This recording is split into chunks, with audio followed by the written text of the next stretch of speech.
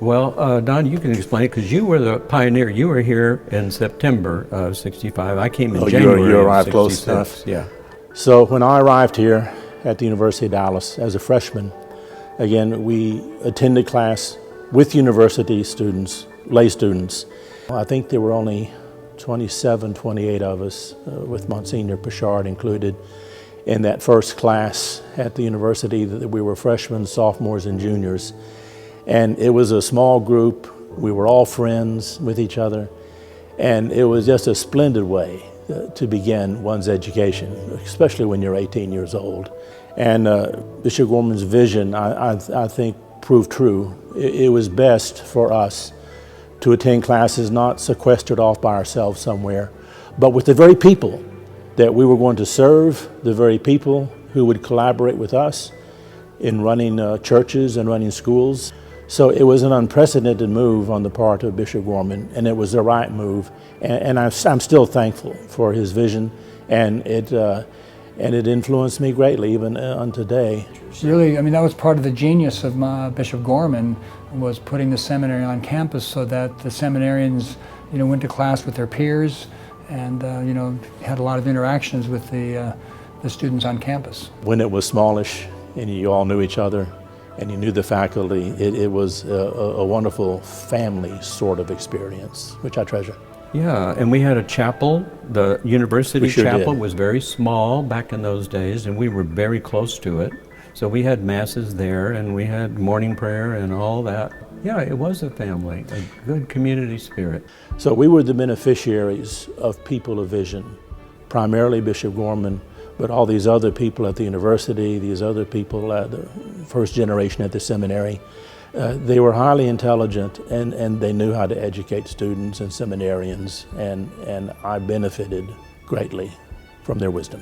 We got here in '67 to this building, and so it was wonderful. It was a dream come true, having our own building, having all sorts of athletic opportunities here that we didn't have up on the UD campus. I also really liked the fact that because of the way, when we were born, we got to experience the old church when the Masses was in Latin, in Tribus Alteri, Deum Qualificat Juventutem Meum. And we also got to understand the changes in the church that started happening with the Second Vatican Council. We got to experience the old church and experience the new church. And that was such a blessing for me. In the next 50 years, for the seminary to do what's happened in the first 50 years. And that's to foster these relationships between the seminarians and the people they're going to serve and the people they're going to collaborate with. And if they can know each other from an early age, benefits everybody, especially the people that we are called to serve. What stands out in my mind with Monsignor Zimmerman is his great generosity during his time as pastor at Christ the King Parish, really helping other parishes, St. Cecilia's in particular, to rebuild a church after it was hit by lightning. And, he really was, very generous in sharing the resources of Christ the King parishes with other places in the diocese, that, really assisting the ministry of his brother priests. Let me brag on Monsignor Pichard, tell you things he won't tell you himself. He was always our best student, which he never let us forget. I was not. I was back in the pack, which he never let me forget. But what Larry was an example for the rest of us of what we were called to be, what we could do if we gave it the effort. And I think over the last 50 years, he has done the same thing. His effort and his skill has always been superb and always been an example, I think, for the rest of us to follow. The image that always sticks in my mind with Monsignor Pichard, he taught himself how to speak Spanish, and seemed to have a special affection for that ministry. I remember on his 25th anniversary, up singing songs at the mariachis.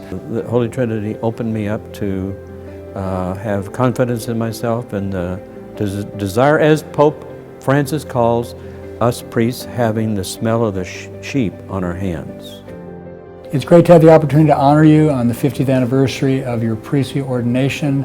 I'm grateful for the priestly formation that you received at Holy Trinity Seminary. I'm grateful to have shared that with you, and I just wish you the best as you continue to minister among the people of the Diocese of Dallas in your retirement.